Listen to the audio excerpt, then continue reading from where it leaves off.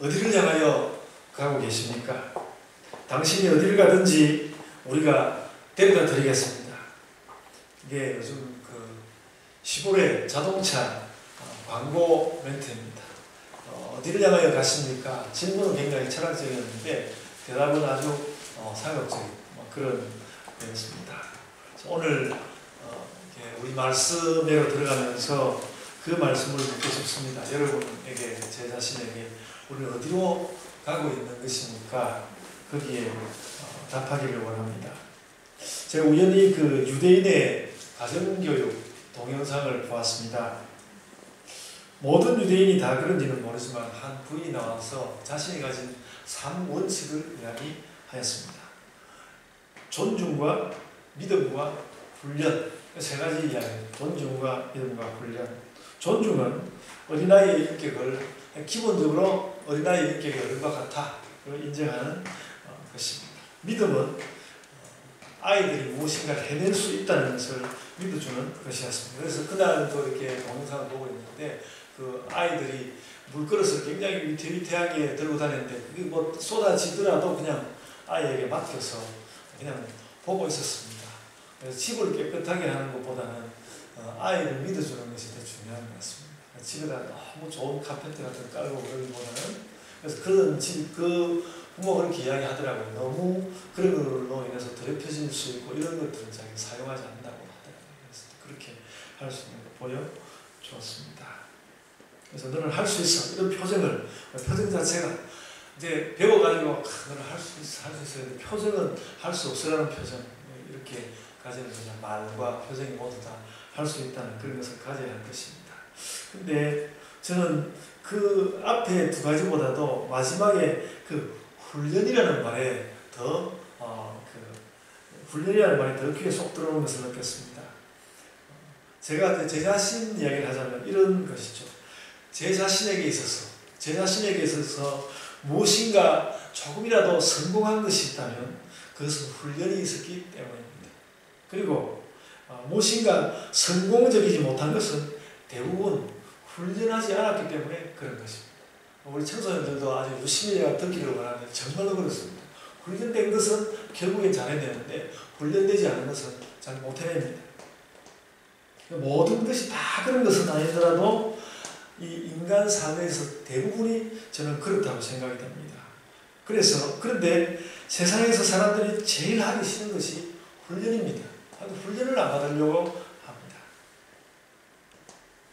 그러나 무엇이든 훈련하지 않고 되는 것은 없습니다. 저는 오늘 어디로 가고 있나 라는 이런 제목을 던져놓고 그 도착할 목표점을 정확하게 말하는 것보다는 그 바르게 가기 위해서 어떻게 꾸준히 연습하고 꾸준히 노력할 것인지 그 말씀을 나누려고 합니다. 그 꾸준함에 대해서 이야기하려고 합니다. 지난 주일에는 우리 천안에 사는 오성현 선생님이 와서 예배에 참석하고 또 오후에는 우리 초등부 어린이들과 함께 운동도 했습니다. 운동이 별로 그렇게 크게 재미는 없었던 것 같은데 저는 몸을 움직여서 대단히 좋았습니다. 또 금요일에는 세 번째로 김치 가지고 전도를 하였는데 그 보니까 점차 그 김치 전도를 하는 분들에게는 이 전도를 어떻게 해야 될 것인지 감이 조금씩 생겨가는 것 같습니다. 그리고 금요일 저녁 기도회 때는 이제 그 말씀을 사도행전 2장을 보면서 그런 말에 대답하고 싶었습니다. 왜 매주 교회를 가야 하는 거죠? 이렇게 묻는 사람들에게 답할 그 대답을 사도행전 2장 말씀에서 좀 찾을 수 있었습니다. 선지자 요엘이 이렇게 말합니다. 자녀들은 예언을 하고 청년들은 환상을 보고 늙은이들은 꿈을 꾸리라 이렇게 말씀하였는데 신자들은 그렇게 매주 교회에 나와서 예언과 환상과 꿈을 경험해야 하는 것이죠. 이어서 그 사도행전 말씀은 주의 이름을 부르는 자는 구원을 받으리라 이렇게 사도행전 2장 21절에 말씀을 하였는데 우리 교회가 예언과 환상과 꿈을 경험하고 구원을 받고 전하는 교회가 되어야 하므로 우리는 매주 교회에 나와 예배 드리는 것입니다. 근데 그런 것을 우리는 늘 꾸준히 언제나 또 훈련처럼 그렇게 한다는 것이죠. 그리고 제가 오늘 본 말씀 빌립보서 3장을 보면서 특별한 두 가지의 강한 인상을 받았습니다.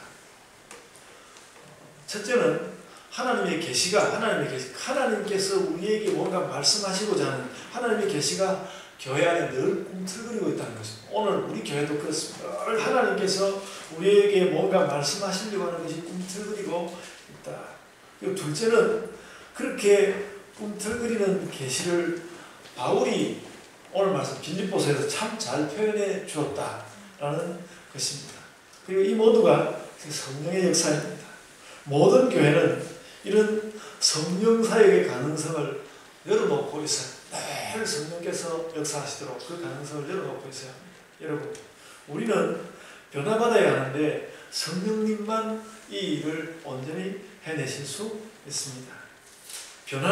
변화한다는 것은 다른 것이 아니라 우리가 지금 달라지고 있고 앞으로 또 더 달라질 수 있다는 것에 대한 확인입니다. 그리고 그 꾸준한 변화 속에는 성령님께서 역사하십니다. 성령의 역사는 예언과 환상과 꿈을 일으키는데 우리는 각자 내 안에 일어나는 예언과 환상과 꿈에 주목할 수 있어야 합니다. 내 안에 어떤 예언과 어떤 환상과 어떤 꿈이 일어나는지 주목할 수 있어야 합니다. 아주 시시한 제 이야기를 잠깐 하겠습니다. 제가 가지고 있는 저의 예언과 환상과 꿈. 저는 목사로서 우리 예본교회가 좋은 교회로 서기를 소원합니다. 그리고 설교자로서 소원은 히브리어 공부의 기회를 얻는 것입니다. 제가 예언과 환상과 꿈 그걸 가지고 좀 생각을 해봤는데 제가 두 가지의 꿈을 가지고 있습니다. 우리 예본교회가 잘 쓰고 설교자로서 히브리어 좀 할 수 있는 사람으로 설 수 있으면 그 위에 나머지들은 다 또 해가야 하는 일이지만 그것을 제가 꿈으로 가지고 있습니다. 그래서 저도 성지순례를 가고 싶죠. 성지순례를 가고 싶지만 성지순례 갈 만한 돈이 생긴다면 그 돈을 차라리 히브리어 공부하는 데 쓰고 싶습니다. 돈이 필요하다면 그렇게 쓰고 싶습니다. 그것이 저에게 예언과 환상과 꿈입니다. 제가 그런 예언과 환상과 꿈을 제가 그런 것을 이룬 후에는 또 우리 예본교회 새로운 지도자가 더 놀라운 예언과 환상과 꿈을 이어가기를 저는 기도합니다. 이렇게 예언과 환상과 꿈이 연속될 수 있는 그것이 또한 성령의 역사입니다. 여러분, 사도행전 2장에 강림한 성령님은 지금도 우리 안에 살아계시고 오늘 이렇게 예배드리고 있는데 우리 교회 가운데 함께 하십니다. 살아계십니다. 그 성령이 또 꾸준히 교회사를 움직여 왔습니다. 저는 오늘 빌립보서 본문에서 그런 성령의 권능을 느낍니다. 성령께서 그렇게 하고 계시다는 그런 권능을 느낍니다. 그리고 그 성령의 권능과 함께 늘 계속해서 꿈틀거리고 있는 하나님의 계시를 느낍니다. 하나님께서 우리에게 뭔가 말씀하고 싶으시다는 것이죠. 하나님의 계시는 다른 것이 아닙니다. 여전히 하나님이 우리에게 명하셔서 우리가 해야 하는 새로운 일이 있다는 것입니다. 그 새로운 일에 대하여서 하나님은 계속해서 우리에게 말씀하고 계십니다. 저는 오늘 본문 3장 12절로 몇 번은 설교를 한 것 같습니다.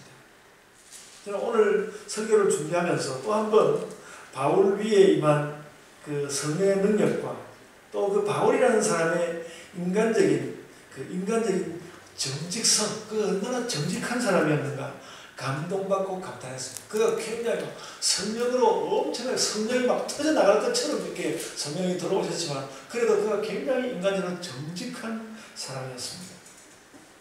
우리가 무슨 꿈을 꾸든지 바울의 이런 모습만 잘 간직해도 성공일 것 같습니다. 그래서 먼저 오늘 읽었던 본문 말씀 빌립보서 3장 12절 말씀을 다시 한번 확인하겠습니다. 우리 같이 한번 읽어보겠습니다. 빌립보서 3장 12절 말씀입니다. 빌립보서 3장 12절 말씀. 함께 읽겠습니다. 시작. 내가 이미 얻었다 함도 아니요 온전히 이루었다 함도 아니라 오직 내가 그리스도 예수께 잡힌 바 된 그것을 잡으려고 달려가노라.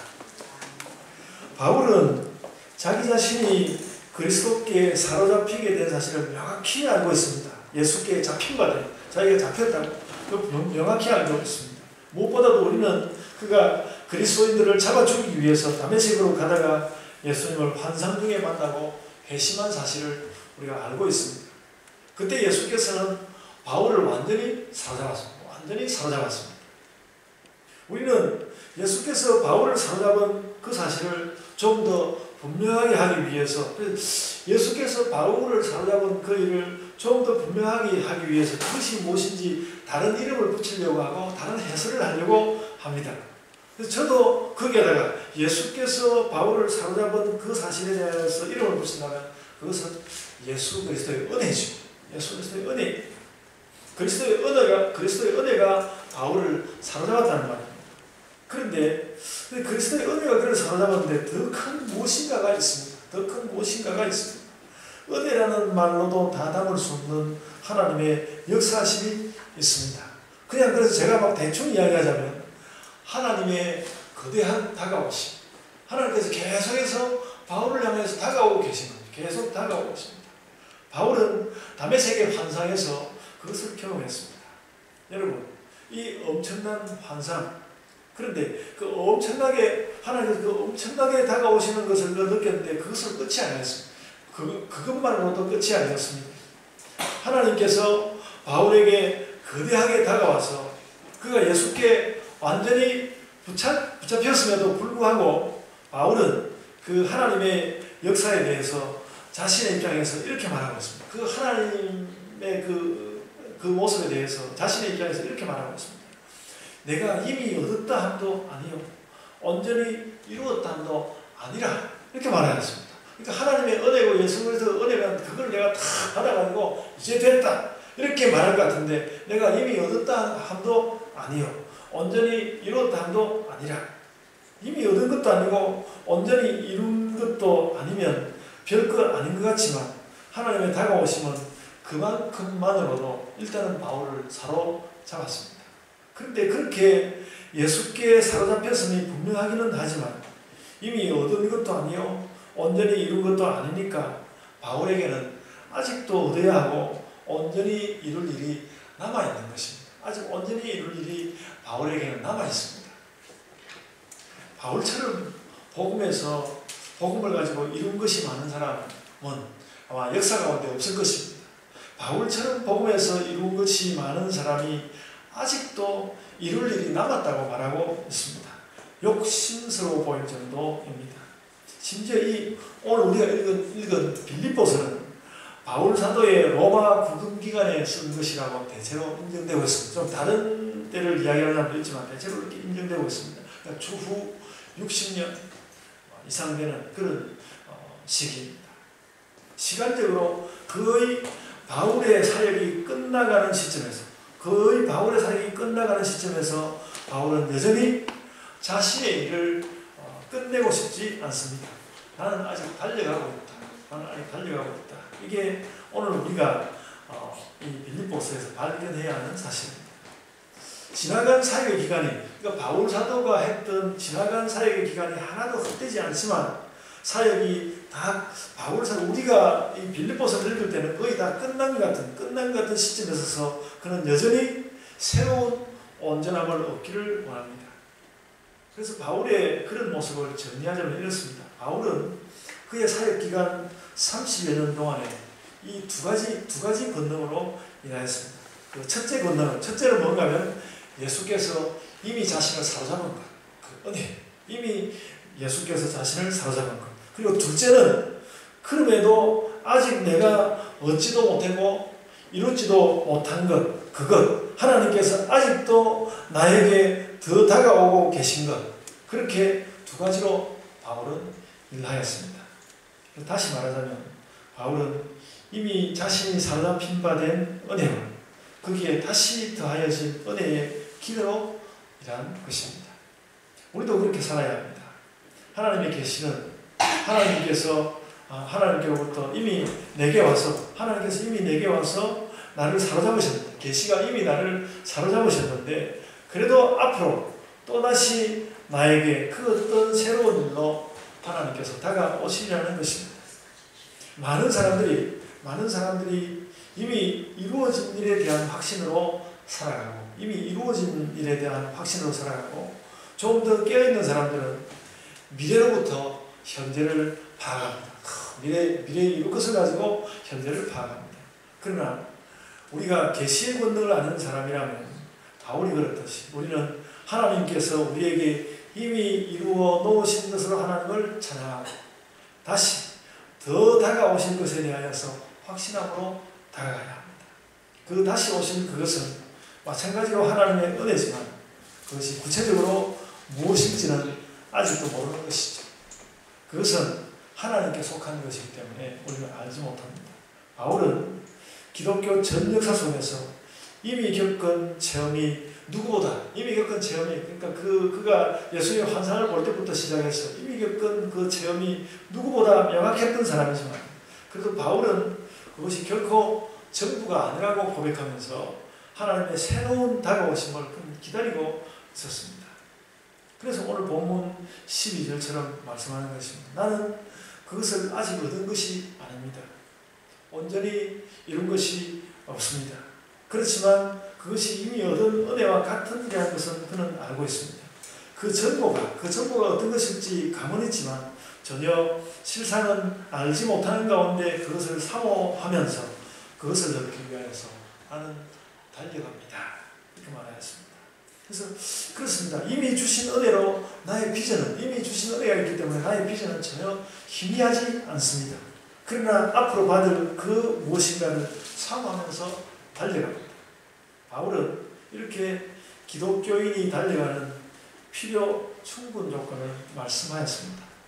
달려간다는 것은 이미 얻은 체험과 아직 모르는 미래가 있다는 것이고 역으로 체험과 미래가 있으면 달려갈 수밖에 없다는 것입니다. 기독교인은 과거, 현재, 미래와 관련된 하나님의 계시로 사는 것입니다. 여러분 그렇다면 질문입니다. 바울에게는 이미 받은 은혜와 앞으로 다가올 은혜 가운데 무엇이 더 중요했겠습니까? 이미 있는 것은 영악성을 위해서 반드시 필요하고 또 앞으로 올 그것도 기다리고 있는데 그 둘 중에 무엇이 더 중요했겠습니까? 괜히 비교하지 말아야 할 것을 비교하는 것 같지만 바울이 그 사실을 이야기하고 있습니다. 13절에서 그는 이렇게 말했습니다. 뒤에 있는 것은 잊어버리고 앞에 있는 것을 잡으려고 달려간다고 그렇게 말하였습니다. 교회는 보통 이런 것을 미래지향적인 믿음이라고 개념을 만들어서 말합니다. 그 말은 맞습니다. 그래서 바울은 어떻게 하겠다는 것입니까? 여러분 바울의 회심은 우리가 알고 있지만 아까 우리 조경민 전도사님이 잘 이야기했습니다. 해주셨는데요. 바울의 회심은 기독교 역사에서 획을 긋는 큰 사건입니다. 근데 놀랍게도 바울은 자신의 회심 사건을 별로 자주 말하지 않습니다. 거의 별로 말하지 않습니다. 한 2번 정도 성경에 나올 뿐입니다. 바울이 왜 그랬을까요? 저는 이것 때문이라고 봅니다. 내가 뒤에 있는 것은 잊어버리고 간다. 뒤에 있는 것을 잊어버리고 간다. 바울이 가졌던 미래 꿈의 한 자를 그러니까 바울 사도는 그 엄청났던 그 기독교 역사가 그것을 역사적으로 중요한 사건으로 삼는 것이지만은 바울 사도는 그것조차도 잊어버리고 나는 앞길을 향해서 달려간다고 그랬는데 그럼 바울의 그 미래 꿈은 무엇일까? 바울이 가졌던 미래 꿈의 한 자락은 아마도 내가 스바나도 가야 하리라 스페인 내가 스바나도 가야 하리라 한 것일 겁니다. 그보다 또 더 있겠지만 바울 자신에게 개인적으로는 회심이 매우 중요했겠지만 그래도 뒤에 있는 것은 잊어버리고 달려가야 했는데 예를 들자면 유럽의 서쪽 끝에 있는 그러니까 그 당시 사람들은 그 스페인이 땅끝이라고 생각했습니다. 내가 거기까지 달려가야 하리라. 그 굉장히 중요했습니다. 그래야만 성령의 역사로 땅끝까지 달려가는 것이 될 것이기 때문에 다른 사람들도 그렇게 생각했고 바울도 그렇게 생각했던 것 같습니다. 그래서 로마서 15장 22절로 29절 그 단락을 보면 바울은 스바나 선교회, 스페인 선교회에 깊은 관심을 보이고 있습니다. 그래서 그가 로마 1차 투어에 처음 그 로마에 가서 투어되었던 후로 한 4년 정도 이상의 시간을 그가 가지고 있었고, 나중에 또 바울은 시간을 내서 심지어는 그 동방으로 다시 되돌아가기도 합니다. 그 기간 로마에 투옥된 이후에 그 동방으로 다시 되돌아가기도 하거든요. 그렇게 방문하게 되는데, 그렇다면 바울이 동방으로 되돌아가는 그런 여유를 가지면서도 스페인 선교를 제쳐두고 동방으로 가지 않았으리라 짐작하기는 어렵습니다. 그래서 추후 60년 전후 로마 1차 구금 이후에 약 2년간 사이에 바울은 자유의 상태에서, 가택연금 이런 것이 있었지만 자유의 상태에서 스페인으로 갔을 것이라고 많은 사람들이 봅니다. 반대하는 사람도 있지만 그렇게 봅니다. 성경에는 바울이 스페인에 갔던 구체적인 기록이 전혀 없습니다. 그래서 이렇다 할 선교의 결과가 없었다는 판단을 쓰긴 하지만, 그 짐작에 보면 이렇다고 합니다. 많은 사람들이 스페인은 헬라어를 그다지 쓰지 않는 지역이었기 때문에 바울 사도가 헬라어를 가지고 전하기가 어려웠을 것이다, 그런 이야기를 하는 사람들이 좀 있다고 합니다. 그래서 헬라어는 그 로마에만 해도 좀 낯설고, 라틴어 쓰거든요. 로마에만 해도 좀 낯설고, 또 그 동쪽 헬라에서 더 멀리 떨어진 서쪽 스바나는 헬라어가 더 낯설었을 것이다. 그래서 언어 문제로 선교가 어려웠을 것이다, 이런 짐작들을 합니다. 그러나 그것이 어떻든지 간에 바울 사도가 스페인을 가지 않았을 것이다, 그렇게 보기는 어렵다는 것입니다. 어쨌든 스페인을 갔을 것이다. 물론 그 스바나 선교가 바울의 마지막 소원이었다고 보기는 어렵습니다. 바울의 시작은 그렇게 다메섹 도상의 그 회심으로 분명하지만, 그런 면에서 바울의 그 온전한 완성은 열려 있었습니다. 스바나도 가야 하고 또 더 나머지 다 열려 있었습니다. 오늘 우리의 이 본문을 대하면서 예수 그리스도에 대한 우리의 이해가 좀 달라져야 합니다. 바울이 그렇듯이 예수 그리스도에 대한 우리의 이해가 좀 달라져야 합니다. 예수님은 우리에게 이미 주어진 구원의 은혜이면서도 미래를 향하여서 개방된 본입니다. 예수 그리스도는 우리를 위해서 십자가에 죽으시고 그리고 다시 살아나셨습니다. 그것만으로 우리에게 말씀하지 않는다는 것입니다. 여전히 우리의 미래를 향하여서 개방된 본입니다. 바울의 빌립보서 같은 글이 없다면 목사님 말을 너무 지나치게 하는 거 아닙니까? 이렇게 무리해 보일 수도 있습니다. 그러나 바울이 그렇게 예수 그리스도의 모든 은혜를 아는 바울이 내가 얻은 것도 아니요, 이룬 것도 아닌 상태에서 그 무엇을 내가 잡으려고 달려간다고 바울이 이렇게 말을 하니까 이미 노년이 된 60, 그러니까 바울이 지금 이야기를 하고 있는 이 시기가 딱 지금 제 나이하고 비슷한 시기거든요. 비슷한 시기. 그래서 굉장히 공감이 가는데, 그 노선교자 바울이 그렇게 말을 하니까 이 말이 설득력이 있다는 것이죠. 예수님은 우리가 이미 얻은 은혜이고, 이미 얻은 은혜이지만 미래를 향하여서 또다시 열려있는 은혜입니다. 그래서 바울은 이미 받은 은혜만은 마음에 품고, 그러나 많은 사건들을, 그러나 그것을 둘러싼 많은 사건들을 이미 잊은 것처럼 살면서 앞에 있는 것을 잡기 위해서 달려간다고 말하고 있다는 것입니다. 여러분, 제가 이 말을 왜 하겠습니까? 우리에게 다가오는 날들이 너무 중요하다는 것입니다. 저는 이제 얼마 권사님이 나이 이야기 하지 말라고 하니까 하여간 얼마 안 남으면 우리 어린 청소년들이 아주 굉장히 많은 시간이 남았는데, 남아있는 날들이 매우 중요하다는 것입니다.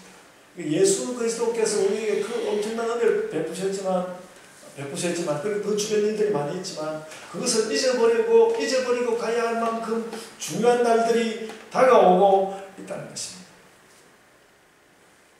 그래서 바울은 오늘 본문 14절에서 내가 표대를 향하여 달려간다고 하는데, 그 표대는 매우 명확하면서도 의미가 개방되어 있는 아주 특별한 표대였습니다.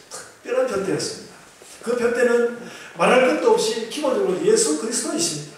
너무나 명확한 표대입니다. 그런데 그 예수께서 나에게 이루실 은혜가 아직 문을 닫지 않았습니다. 아직 그 은혜가 문을 닫지 않았습니다. 그 표대는 아직 미래를 향하여 열려 있습니다. 그 표대는 예수 그리스도이시면서도 아직도 우리의 미래를 향하여서 열려 있습니다. 우리는 그냥 명령대로만, 성경에 나와 있는 명령대로만 움직이는 예수의 추종자가 아니라 그가 열어주는 미래를 향하여 달려가는 사람, 달려가는 사람들입니다. 여러분, 제가 맨날 설교하면서, 그리고 설교를 하면서 성경 구절을, 성경 말씀을 읽을 때마다 자꾸 새로운 깨달음이 오니까 또 깨달았다고 말하는 것이, 목사님은 뭐 목사 돼가지고 자꾸 깨달으면 이전에는 뭘 가지고 설교했나? 그렇게 사람들이 불안한 느낌을 줄 수 있겠다. 그런 생각을 제가 간혹 하긴 했거든요. 근데 아닌 것 같습니다. 아닌 것 같고요. 우리의 표대는 예수 그리스도가 맞습니다. 우리의 표대는 예수 그리스도가 맞습니다. 우리에게 이미 은혜를 주신 그 예수님 맞습니다. 그런데 그 예수님이 우리 생애에 주시는 뜻은 아직 더 얻어야 하는 것이고, 아직은 그것이 이룬 바가 없는 열려있는 은혜라는 것입니다. 그래서 여러분, 우리 인생의 목표는 그 열려있는 은혜입니다. 여러분, 예수님 십자가와 부활의 은혜를 우리가 명백히 받고, 십자가와 그 부활의 은혜를 명백히 받고 미래의 나를 바꾸실 은혜를 기다리는 것이 기독교인의 삶입니다. 여러분, 제가 전에도 그런 말씀을 드렸지만, 대학생들, 총신대학생들 대학 입학하면서 면접을 보는데 학생들이 물으면 답을 딱 알고 있어.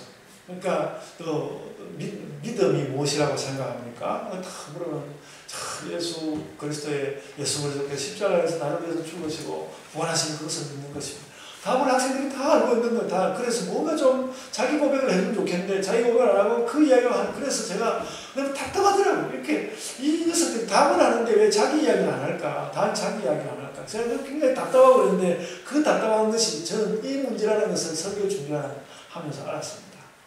그것이 그 십자가와 그 부활의 이야기가 미래를 향해서 열려있다는 것입니다. 그 열려있는 미래에 대하여서 우리는 말하여야 한다는 것이죠.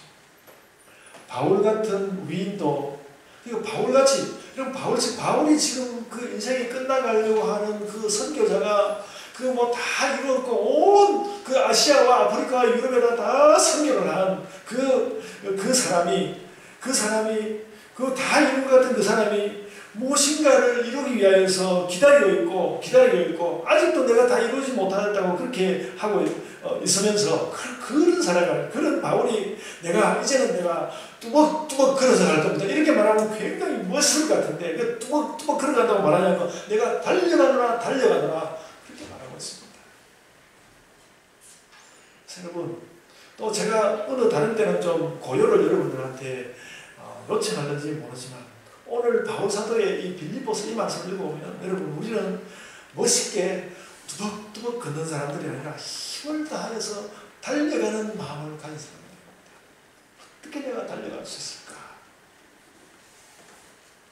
왜냐하면 내 인생의 표대가 저렇게 명확한데, 예수 그리스도로 내 표대가 저렇게 명확한데도 아직 그 예수 그리스도의 그 모습과 관련해서 내가 이룬 바가 없고, 예수께서 또 이룬 바가 있다 할지라도 하나님께서 무엇인가 새로운 것을 이루기 위하여서 나에게 나아오고 계시기 때문에 그렇게 달려가야 한다는 것이죠. 그래서 어쩌면 여러분, 제가 참 몸이 피곤한 것이 너무너무 이 설교를 준비하면서 주님, 그런데 달려가야 되는데 몸이 맨날 피곤하고 설교 준비하다가 졸고 이렇게 하는데, 주님, 제가 어떻게 달려갑니까? 그런 생각이 막 드는데요. 그래서 운동도 하고 야간 이 몸이 피곤한 것은 봄철, 중본절 그러니까 오고, 그런데 여러분, 피곤함을 물리치고 우리가 예수 그리스도를 향해서 달려갔으면 좋겠습니다.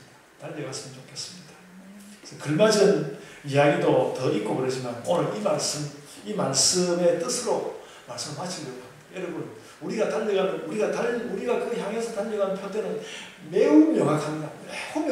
예수 그리스도이십니다. 근데 그 예수 그리스도께서 그 표대에 서서 미래를 향해서 문을 열고 계시다는 것입니다. 그런데 어떻게 할래? 그래서 우리가 그 명확한 표대이면서도 그 표대를 향해서 열심히 달려가야 한다는 것이죠. 열심히 달려가는 우리들이 됩시다. 아멘. 자, 기도하겠습니다.